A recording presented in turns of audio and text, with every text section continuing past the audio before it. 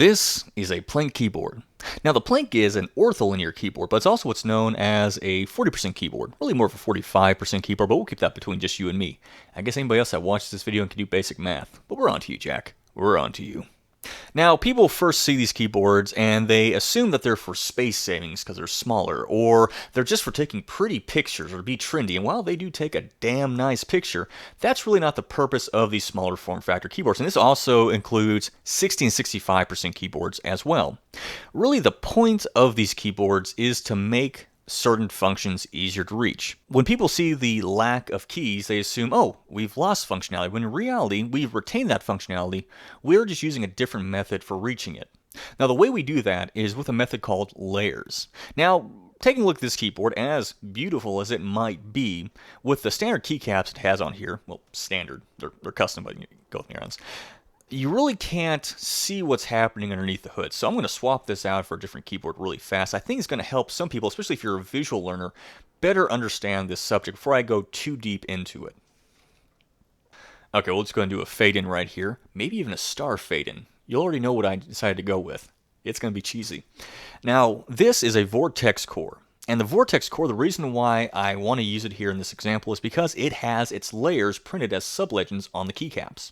And if you happen not to be able to see this keyboard on the video, well, it's a production keyboard, so you can go and Google Vortex core and pull up a sufficiently high-resolution picture that will allow you to see those legends even better. Now, if we look here at this keyboard, you'll notice we have red legends and blue legends, as well as a red FN key and a blue FN key.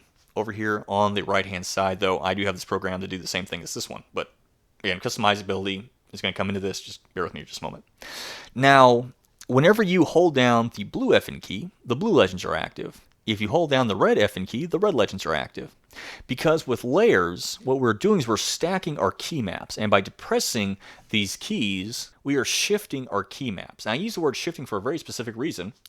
You already use layers. That's the shift key. And to a lesser extent, the control and the alt keys. Well, maybe more depending on what programs you're using and what you're doing for work or for pleasure.